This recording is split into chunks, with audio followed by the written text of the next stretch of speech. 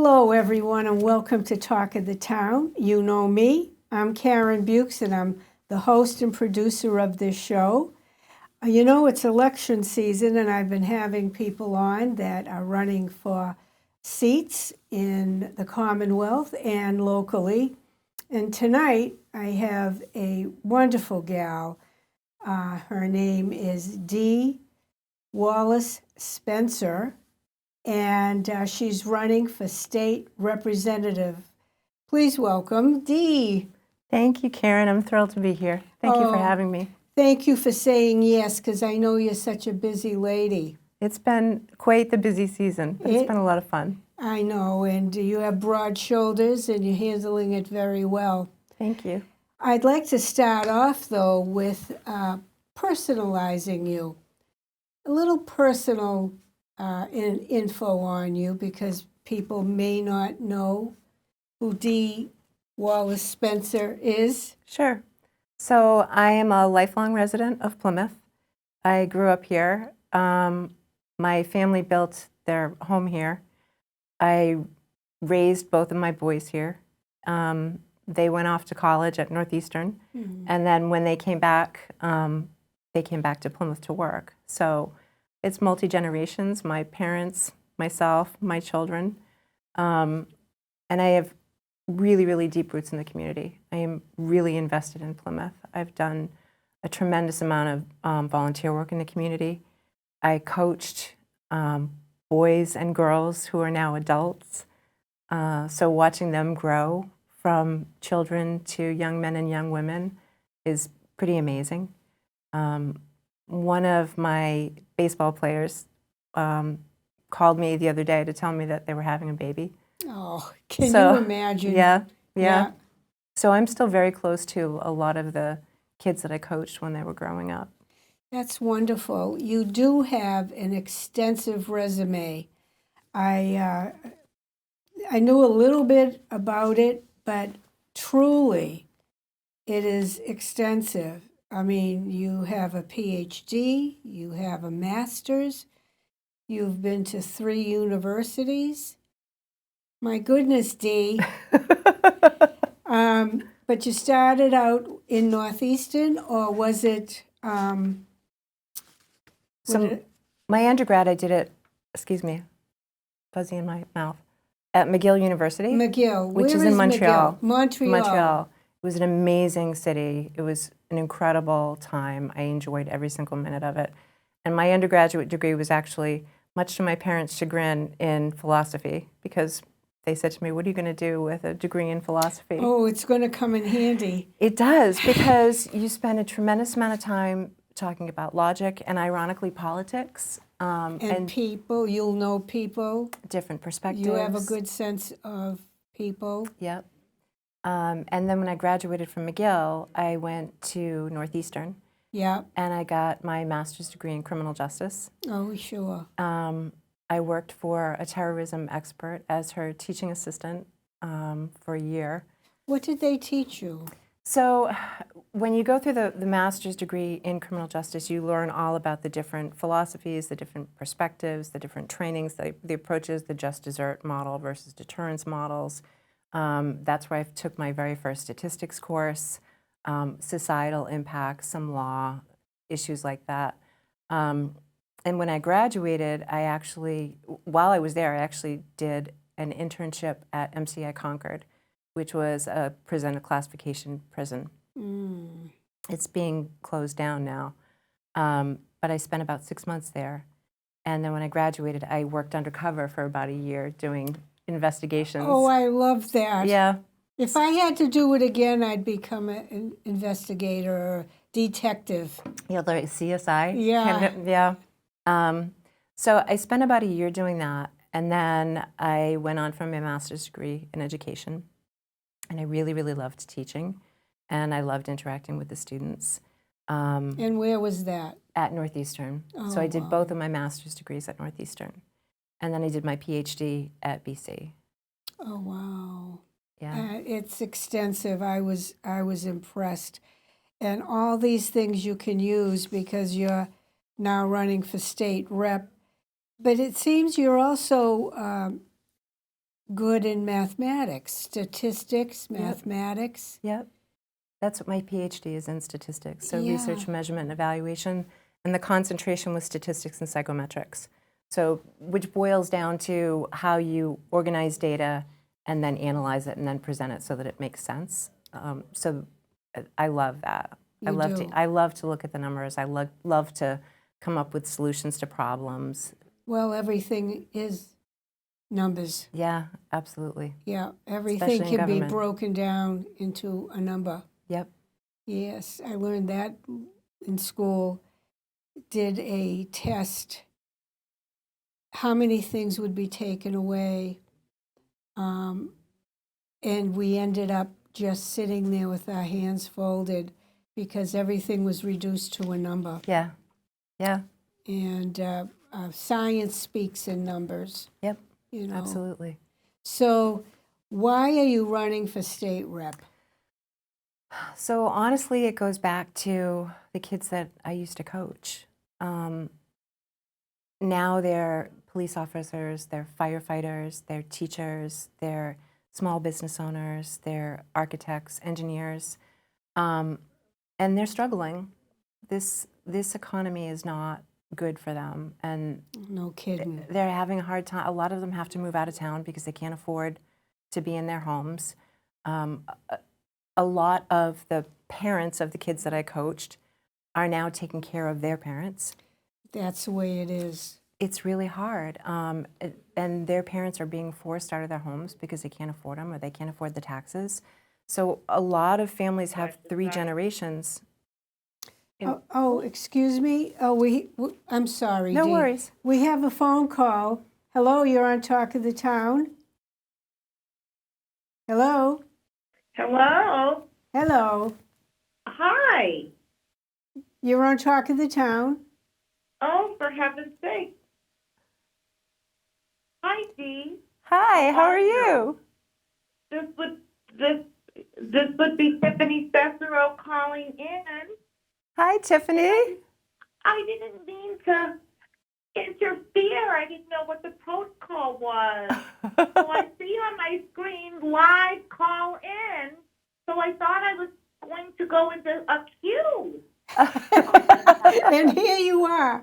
And here I am. This is, oh my goodness. That's You're famous hysterical. now, Tiffany.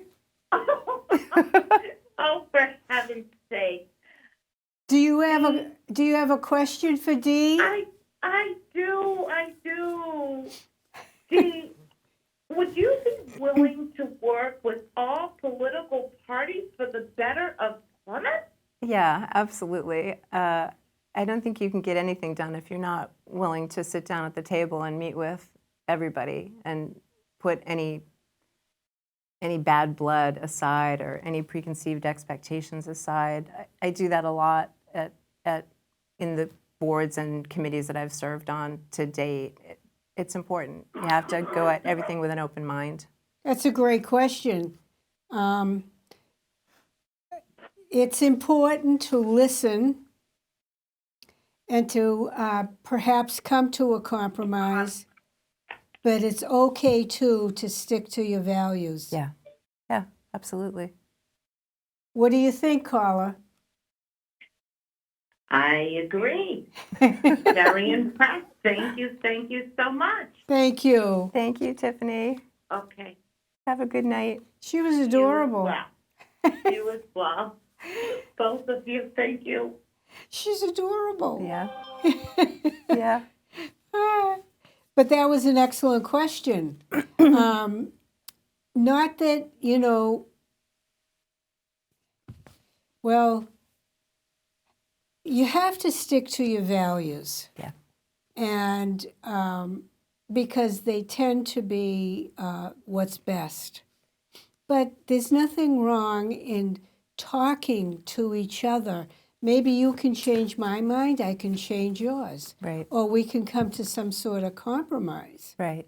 You'll never get anywhere unless you can sit down and calmly consider both sides of an issue and listen. Yeah, absolutely. So so I can hear that phone ring again.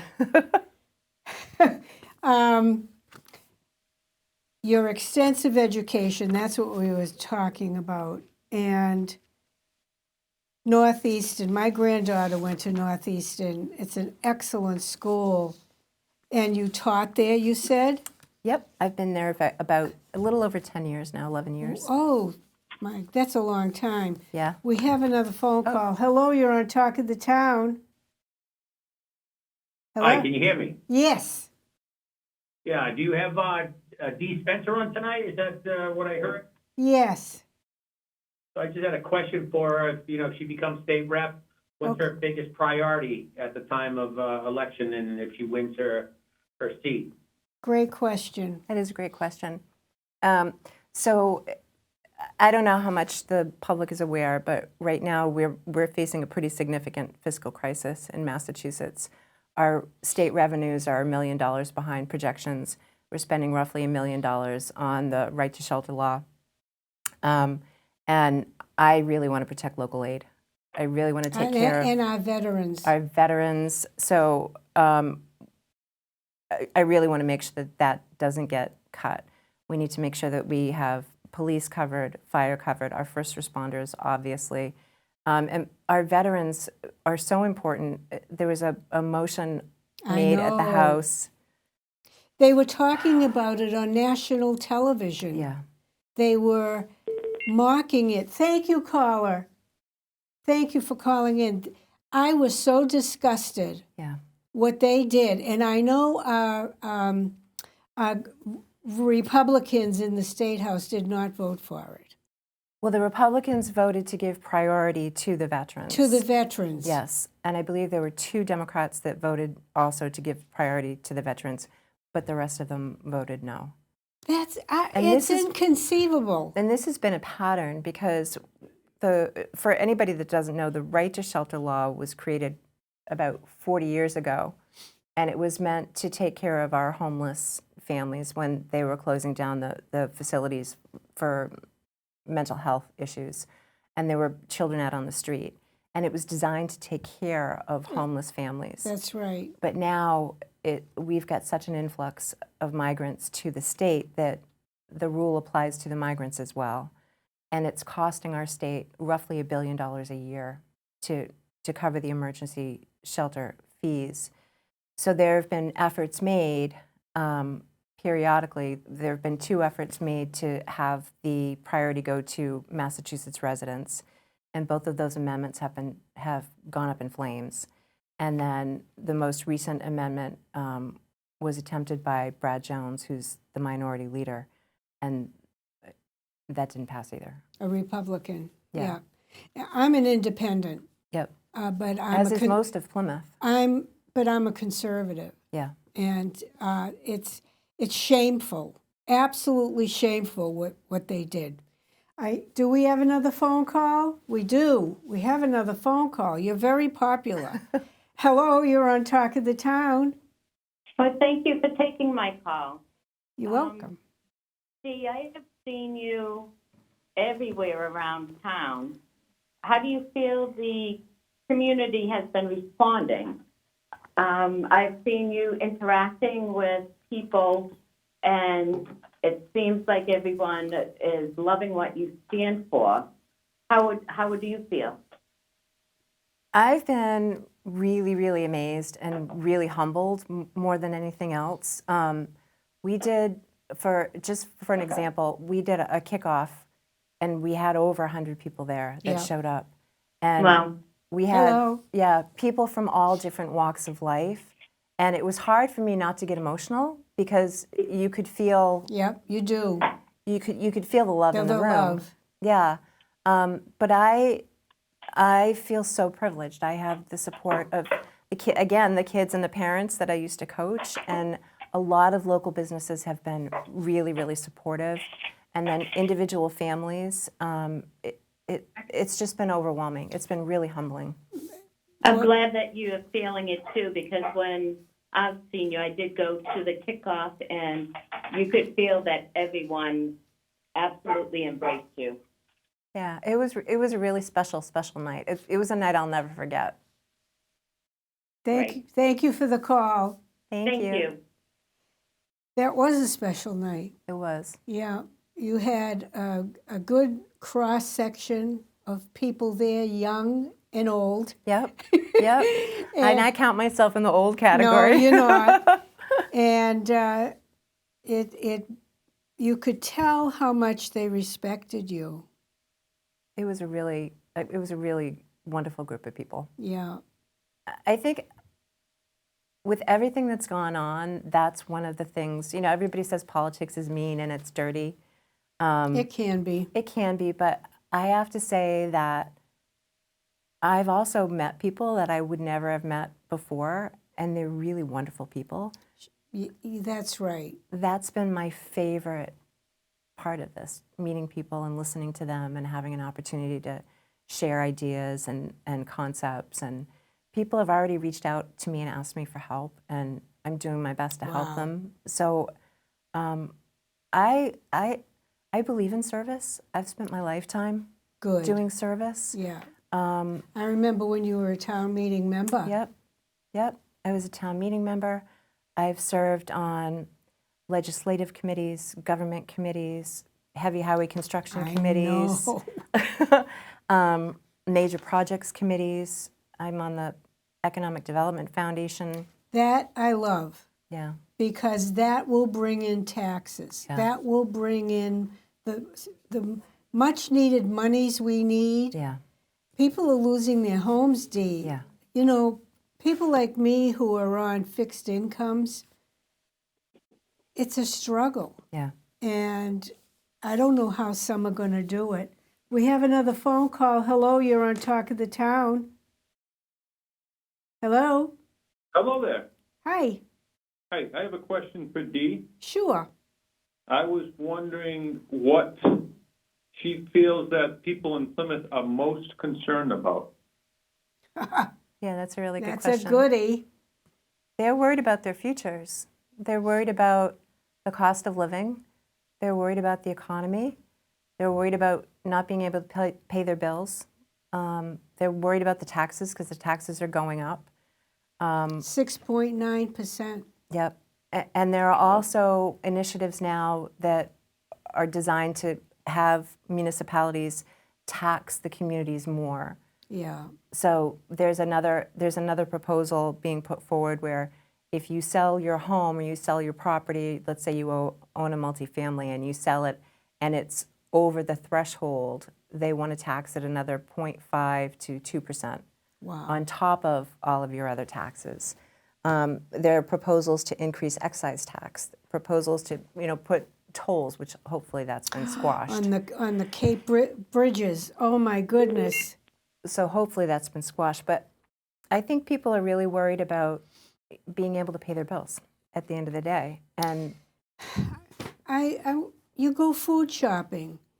Yeah. You might get 3 to 4 bags, and it's $130, and there's hardly any meat. Maybe you bought 2 meats, yeah, and the rest, I don't know. I mean, between that and gas and oil delivery. yeah. Utilities are crazy, absolutely crazy. But the other thing about promoting economic development is that you bring more business into the community. And I don't know if you know, you probably do, we have such amazing businesses in Plymouth. People like Kevin Hood, who does so much. He's involved in every committee on town and gives his time and energy and efforts. Jeff Cohen, who has raised hundreds of thousands of dollars for causes. I know Jeff very well. They're great businesses. They employ people. They give them back. Good jobs. They give back to the community. And it's so important that we encourage them to come here and to stay here because they're an invaluable part of the community. But that's the key. They give back. They give back, and it's a real philosophy. I've sat down and talked with Jeff, and he really means it. He does. It's not a gimmick. He loves people, and his heart goes out. We need more Jeffs and Mr. Hood to help. And but you're right. We're being taxed to death, And the state is going to go for blood because they have no money. Yeah, it's coming. It's coming. This is terrible. And you know, Matt Moratori is running for the Senate. Yes. And he's done so much for Plymouth as a rep. I expect, you know, hopefully you'll do the same. Absolutely. Yeah. Absolutely. You'll make a good team. Yeah. Yeah. Yeah. I think if you don't, you have to get into this for the right reasons. You have to get into this because you want to do good. And as corny as it sounds, and I know it sounds corny, I want to take care of Plymouth. I love Plymouth. I commute into Boston every day for work. And people will say to me, why don't you move closer to the city? Because I love Plymouth. Yeah, yeah. I want to stay there. I want the community to be as great as it can be. And I love the people there. It's family, it's friends, it's home. And that's why I'm doing this. I want to take care of Plymouth. Yeah. There was an interesting study done that people, and I've lived here over 50 years, came from Boston, and at first it was unusual, you know. If 5 cars went by the house, it was a traffic jam, Yeah, you know. yeah. Times have changed. Times have changed. Yes. But they're doing the best they can, the selectmen. Yep. They're with working what really they hard. have. And I love the town manager, Yep. Derek Brindisi. I just absolutely adore him. And when you win, you'll be working closely with him. Matt always did. Yep. And with the select board And and with with the- the planning board. that's right. We're very fortunate. We have some really strong representatives on the town Oh, boards. yes, Tim Bennett is running for the planning board. Yep. He's wonderful, folks. Vote Yes. for him. Yes, we have a phone call. Hello, you're on Talk of the Town. Hi there. I just wanted to ask a question of your candidate. I was noticing and looking at some of your background that you actually have a background in criminal justice, and I wondered if you'd care to elaborate on that a little bit. Yeah, so I do. I have a master's degree in criminal justice, and I did work in the prison, and I did work undercover. So when I was working undercover, when I was working undercover, I did everything from, you know, there was theft, there was alcohol and drug abuse, there was insurance fraud. So I did everything from following people around and climbing trees to getting them on videos. I went into a chop shop. It was quite the experience. That's great. Yeah. And I ended up, because of that, I ended up teaching a lot of police officers. So perhaps there was born my love for, you know, first responders. I would teach at Northeastern way back in when it was called University College, and my whole class would be police officers because I was teaching in the criminal justice program. And after every class, like clockwork, they would say, "We're walking you to your car." I'm like, "It's right across campus, guys. I'm going to be fine. We're walking you to your car." So, Oh, wow. yeah. So it was a really great experience. That's great.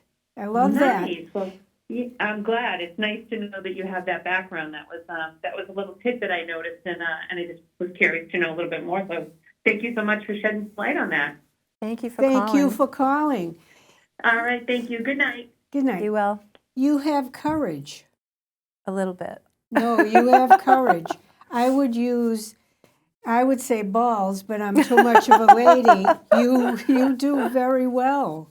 You know, Thank you you. have to have done all you've done, but that investigative work, that was thrilling.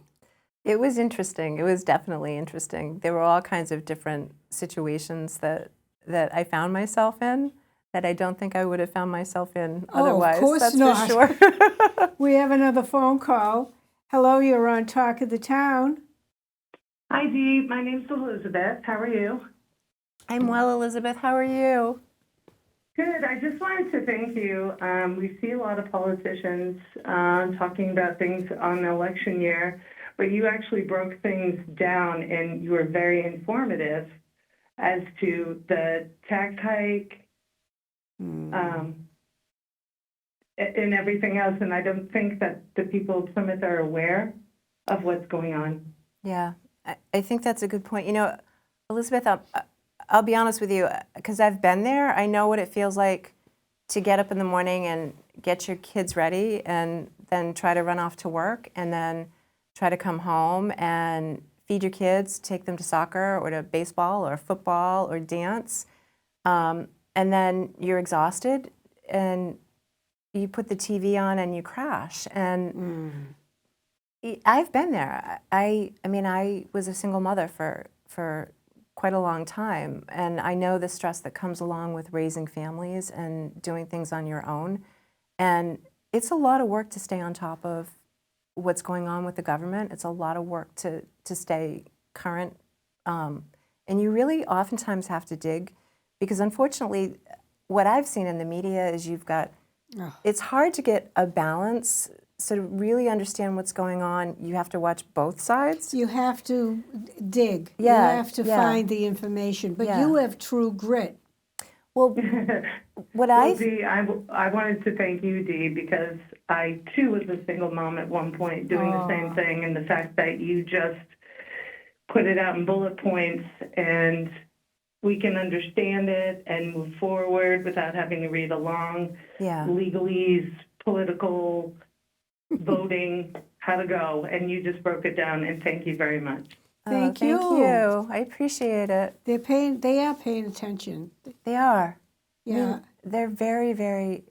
I think Plymouth is a wonderful group of people. I went to my hairdresser's as an aside, and she told me 5 people she knows that come in there are moving. Yeah. They're moving out. Yep. They're moving to children's homes. They're moving to their children. Yeah. Because where are you going to go? It's all over the place. Right. It's high taxes are everywhere. Yep. But they're moving to their children's homes. Yep. And they're heartbroken because they grew up here. Yep. They have friends are here. Their church is here. Yep. Everything is here. Yep. And you'll see multi-generational families now, multi-generational homes. One of the good things that just passed was Plymouth permitted the ADUs, the accessory dwelling units. Absolutely. And we started talking about this. We are very, very lucky. We have some really dedicated people volunteering their time for Plymouth. For example, Steve Bulletin, who I love him. is on the planning board and is probably one of the hardest working people I've ever met in my life. Very, very smart. Really dedicated to the community. Yeah. Working on the master plan going forward. The guys that are on the Board of Selectmen are just wonderful.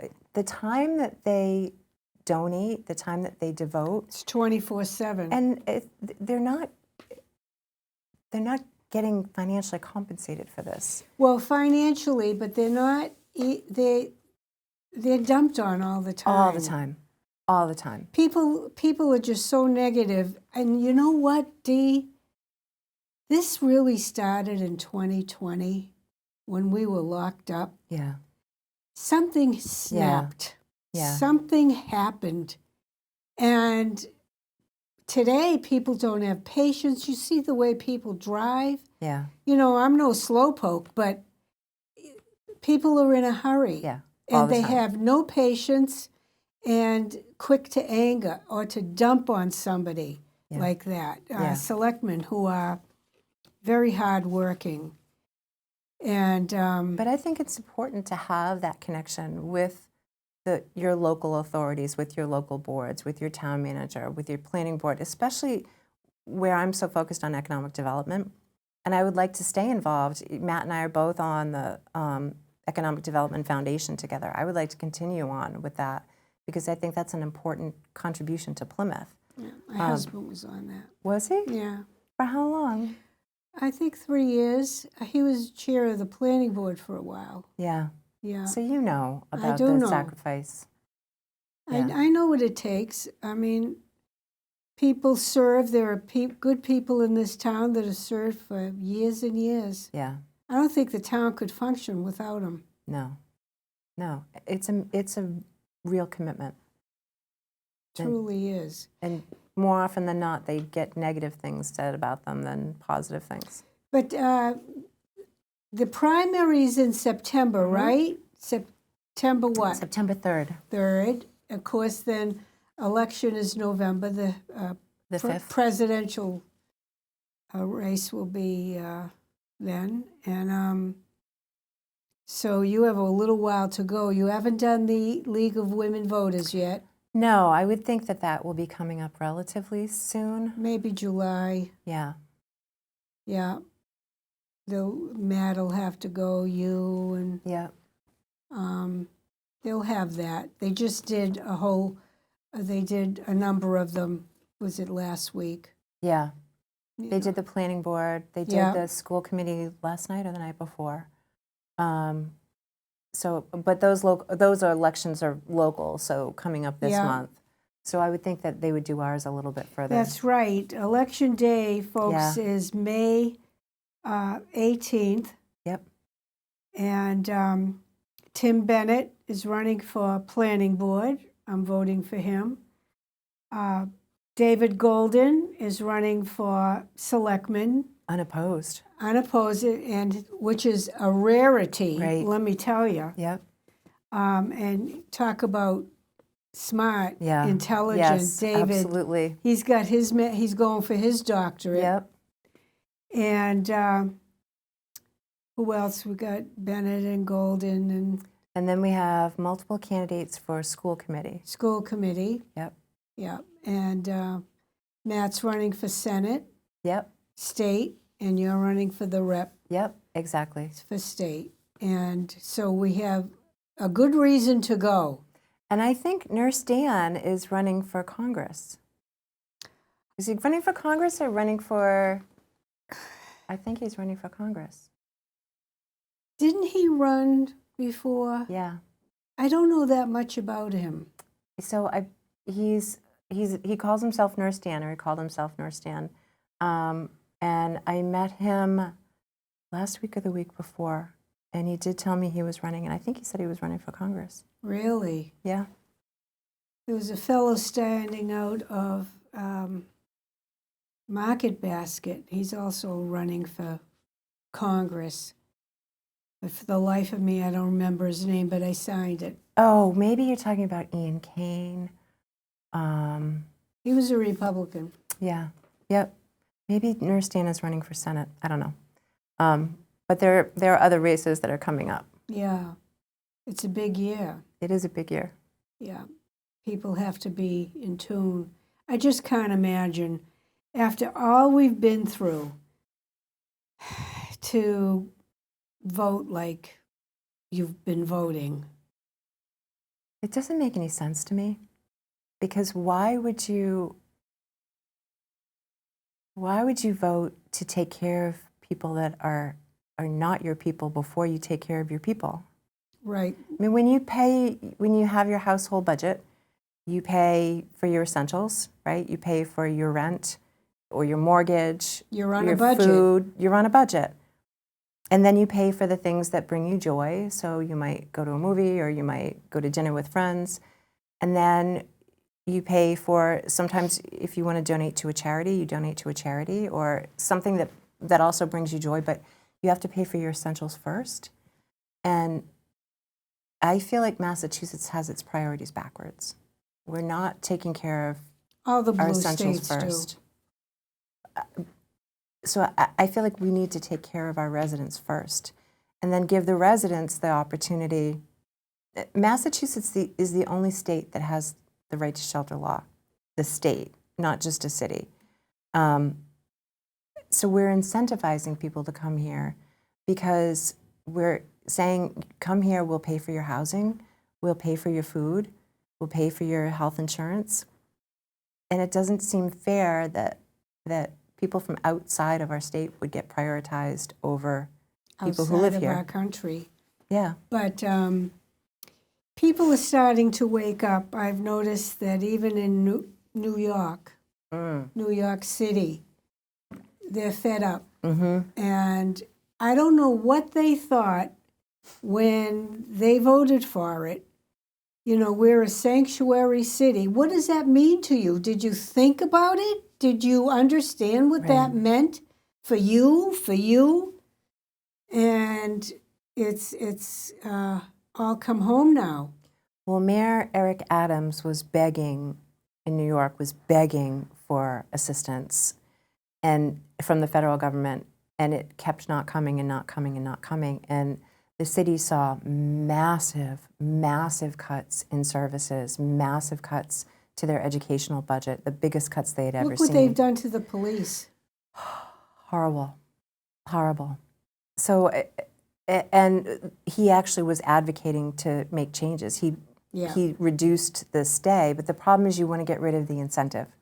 So what has happened here is they've said, okay, we're going to put a maximum 12-month stay, but that doesn't reduce the incentive. People will still come here. So if you had a choice to go to Massachusetts or Rhode Island, and Massachusetts said, come, we're going to pay for you, you're going to go to Massachusetts. Right. And this is, we're all compassionate people. We all want to. We help people all the time, but this is overwhelming. And it feels like a choice. Either choose your residents or choose people that are not residents and make a decision. But we don't have the opportunity to make that decision. It's being made for us by our government. And when it comes down to local government, they have no choice because it's trickle down baloney that lands at local government. Right. And I mean, I sit on the CPC. Yep. Our priority now is housing. Yep. But I want to know, is it, for our people, I want to know that. And it's quite a dilemma. Yeah. And you're talking about the shelter that's going in the industrial park? Yeah. Yeah. And the reality is the state will make that decision. Plymouth won't be able to make that decision. That's what I mean. It just trickles down to the local level, and it's horrific. And they have to deal with with no money. Yeah. And so taxes go up, but economic development has to come in. It has to. In order to, balance it out. And our population in Plymouth is disproportionately older. So the majority of our residents are older, and they're older than they are across the Commonwealth. And one of the things that we want to be able to do is bring in younger people, because businesses want younger people to go to work. So we need to create the things that incentivize businesses to come here as well. And we need to think about taking care of our older people, because we are an aging community, and we have more and more people that are going to be needing that care. Selectmen just did that, the town manager. They've initiated a number of new things for the older generation, which is good, but I'll tell you, the young families are struggling too. Yep. We're all struggling. How can you buy a house? Right. You know? Right. Well, with the interest rates being so high, the taxes being so high, the cost of the home itself being so high. Is that a phone call? We have a phone call. Hello, you're on Talk of the Town. Yes, I have a question for your guest. Sure, go ahead. Your Facebook page talks about what you did in the early stages of the Pine Hills development, which is a massive development in Plymouth. Can you talk about that, please? Sure. So thank you. So when I finished up my PhD, I was working for a company called McGuire Associates, which did educational research and persistence. So it tracked why kids would graduate from college and not. And my dad gave me a call one day and said, I need you to come home. And I said, Dad, I'm like 3 months into it. I'm VP for research here. Why do you need me to come home? And he said, I have this tiger by the tail, and I'm not sure what to do with it. So he had put the 3,400 acres of land that was formerly owned by Digital Equipment Corporation. Tom Wallace. Under agreement, yep. And I'll never forget it. He said, I don't want to do standard subdivision because it will devastate this town, because the cost for municipal services in the school system will cripple this town. Yeah. So I need to figure out what kind of development the town would be amenable to. So I did. I came back to Plymouth, and the first thing I did is I surveyed town meeting members and asked them what kind of development would be acceptable to them instead of standard just housing. So we ran a bunch of different models. I did the economic impact of all the models. I looked at the impact on the schools and on the municipal services. And the first proposal that we came up with would have given half of the land to the community, to the town. They could have used it for whatever they wanted. And we were going to do all commercial development. So we went to town meeting, and you need a 2/3 vote of town meeting to Right. change the zoning. I don't know if you remember this whole process. I have something to say after you're done. Go ahead. So we went back and we met with all the architects and the engineers and the attorneys and the land planners and the developers, and we went back to town meeting 3 or 4 times. Oh, yeah. And it was a long process, but it was worth it, Yeah. because Pine Hills is now the single largest taxpayer in all of Plymouth. The people in the Pine Hills spend an extraordinary amount of time. They contribute to government. Volunteer. They volunteer. They are very good community members, and they don't overburden the school system. Right. Um, And you put in your own water system? yeah, wastewater treatment Well, plant. yes. fire. Which I thought was very smart. Yep. Well, you know, this is years ago, right? Yeah, yep. So, remember the old Colony Memorial newspaper? I do. And they were doing stories on it. Yeah. And this is, you know, I'm just raising the 4 children. My husband's working. And we would get the paper. I think at that time it was once a week. It went to twice Yeah. a week. But it was all on town meeting and Yep. what this guy wanted to do with this piece of land. Yeah. And so my husband and I and the kids, we rode down there. We looked at it and came back. And all this yapping back and forth at town meeting, he wanted to build a hotel, and they didn't want the hotel. So I wrote a letter into the paper, and an editorial thing, and I said, this is a no-brainer. This is a wonderful project. Yeah. It should go through. Yeah. And then years later, I became a town meeting member and understood that it became a much better project because how it was tweaked. Yeah. But it was arduous and it was, Yes. Long, but it was okay. Yeah. It turned out beautiful. Yeah. My son would love to live there, I think a lot of people would love to Yeah. live there. When we take a ride up to the tippity top, we can see my house. Beautiful. Yeah, it's Yeah. beautiful. The views up there are amazing. Right. So I was very pleased and remain to be so with the Pine Hills community. Yeah. We drafted and redrafted and redrafted that bylaw Yeah. so many times. We took feedback from the community and feedback from the developers, and what could work feasibly, Yeah. and what would the community be comfortable with. Do you know, and I know you do know, the gamble your father took? Huge. Huge. He put up the house. He Yep. went to your mother and Yep. said, this is what I want to Yep. do. And she loved him so much, she said, go for it. And my mom, I don't know if you remember her. I do. So, and I'm going to talk about her without crying. My mom was an intensely private person. Yeah. And my father's always been larger than life, Yeah. out in front of the world. But my mom was always the one working so hard behind the scenes. and I've told people this story now, she donated every week to the Pound. She would sneak food there and blankets, and she did it forever. And one day someone actually caught her, leaving the food there, and they said, "Oh, Kathy Wallace, it's you.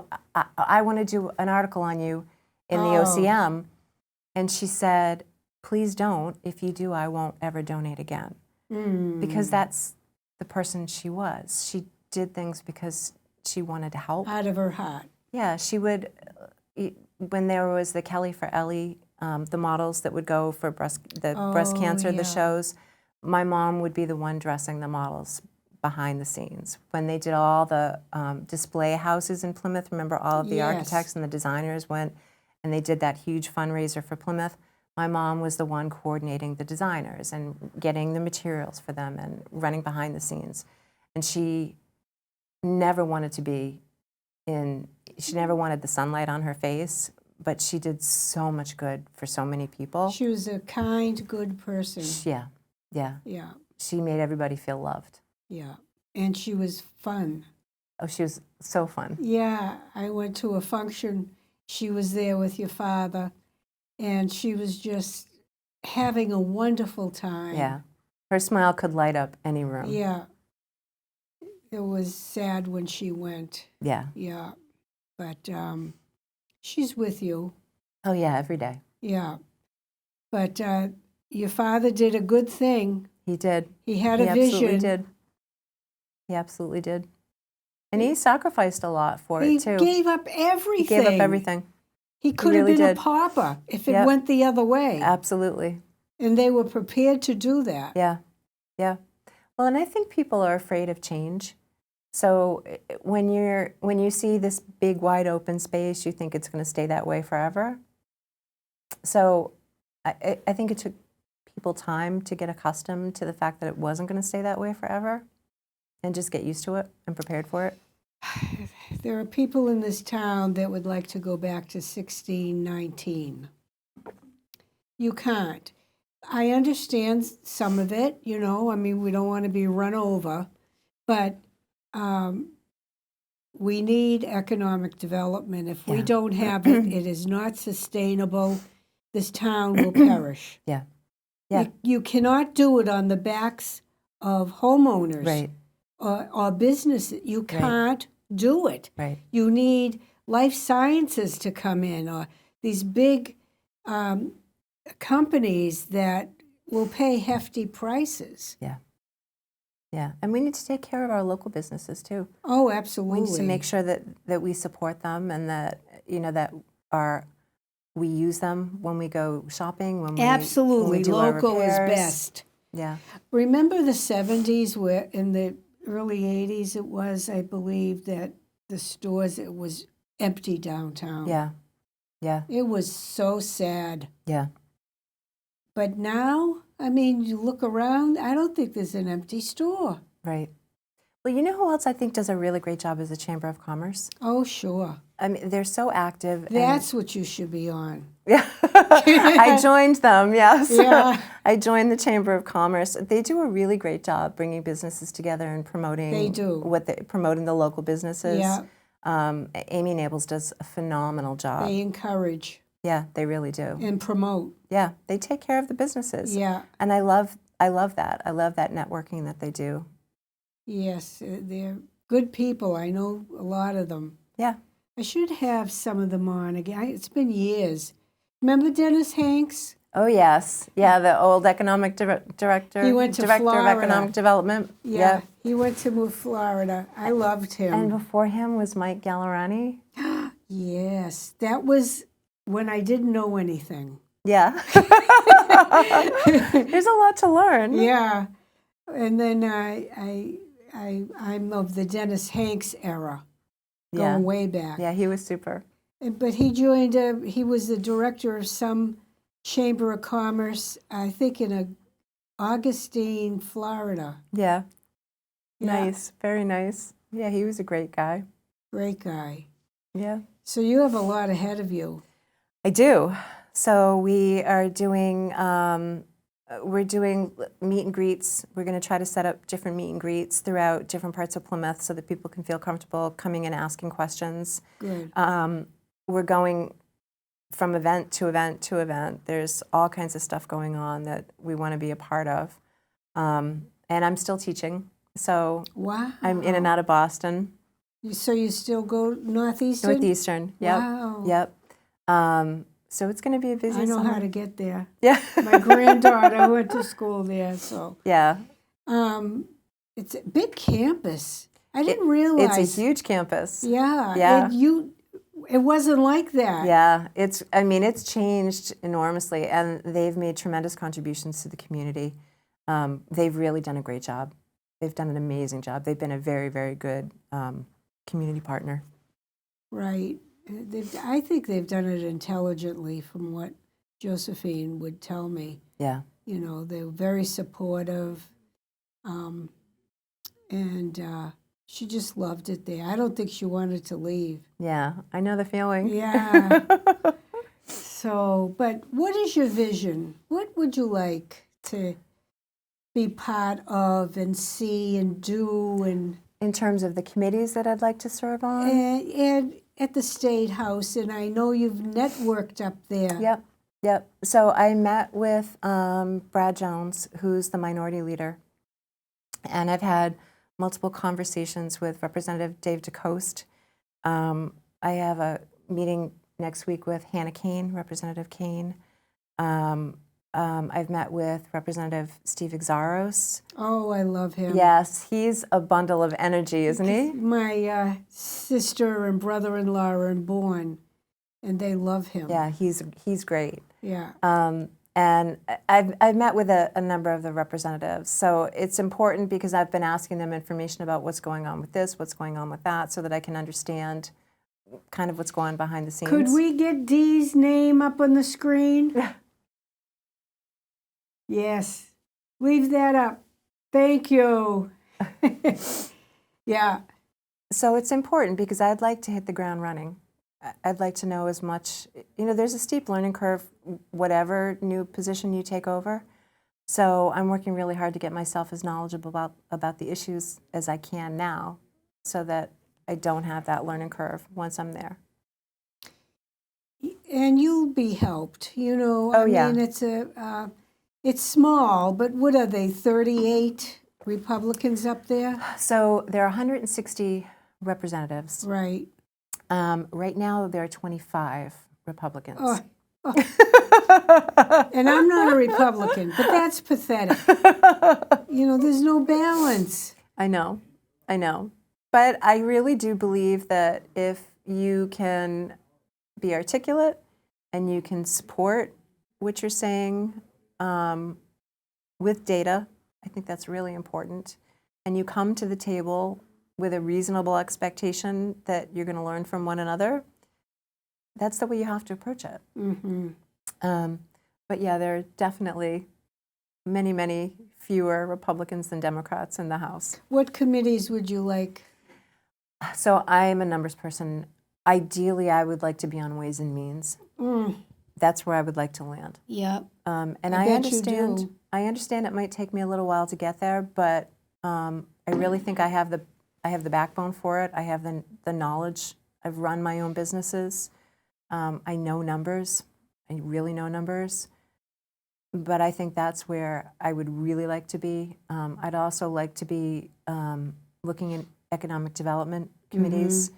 That's where my heart is, small businesses, tourism, things that would directly impact the community, because a lot of state reps represent multiple towns. So some of the viewers might not even know a state rep represents 40,000 people. So Plymouth has over 60,000 people, 65, I think, 65,000 people. So my district doesn't even have all 18 precincts. It has 13 of the 18 precincts. Right. So I'm really fortunate because I'm representing just Plymouth. We're so big. We're so big. Yeah, that you can do that here. Right. Because a lot of state reps have, a little sliver of this community, a little sliver of that community, a little sliver of that community. But this enables me to really focus in on the people in Plymouth, see what they're interested in, have conversations with them, do office hours with them, and really have an impact and take care of Plymouth. That's the goal at the end of the day. That's the goal. Advocate for them. Yeah. Well, it's going to be a nice job, a big job, but you have help, Matt Moratori. I'm pulling for him, and you make a good team. I know what Matt and Vinny did, Yeah. and Vinny's super. oh, absolutely. So, and they'll all help you, and it won't take as long as you think. No, I think I'm going to be pretty close to up to speed by the time I get there. Yeah. So, I'm working at it every day. And Karen will tell you, you won't find anyone that's going to work harder than me. yeah. That's the truth. Well, you certainly have done it for many, many years. Yep. I bet your father is proud as a peacock. I hope so. Yeah, I hope so. I can see his smile. Yeah, Yeah, a good man. he is. So We'll keep him for a little while. oh, absolutely.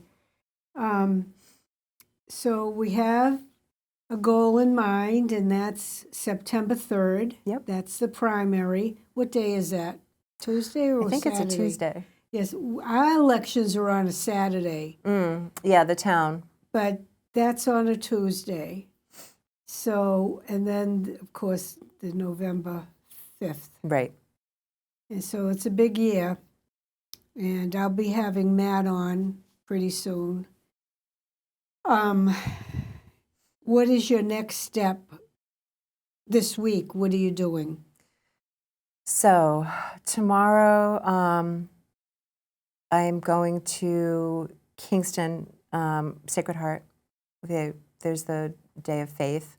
And then Friday, oh my gosh, I'm going to the Cape Cod Republican Women's Meeting on the Cape. And then Friday night, I am going to the Rotary Trivia Night, which will be great fun. Saturday, I wanted to go to the sheriff's when they do the down on Aubrey Street when they open up the farm. Oh, sure. But I have to go to a funeral. Oh. And then Saturday night, we have the Derby. So at Alden Park. Oh, that's Busy up week. again. Yes. Yeah. Yeah. I went last year. Do you have a hat that I could borrow? Because I don't. No, I'm not a hat person. Neither am I. Dee, I want to thank you so much, honey. Thank and you I for wish you having the me. very, very best. Thank you so You much. deserve it. And I'll see you, I don't know, end of May. I think I'm going to have Harry Helm on. And thank you for tuning in. It's been a pleasure. See you soon.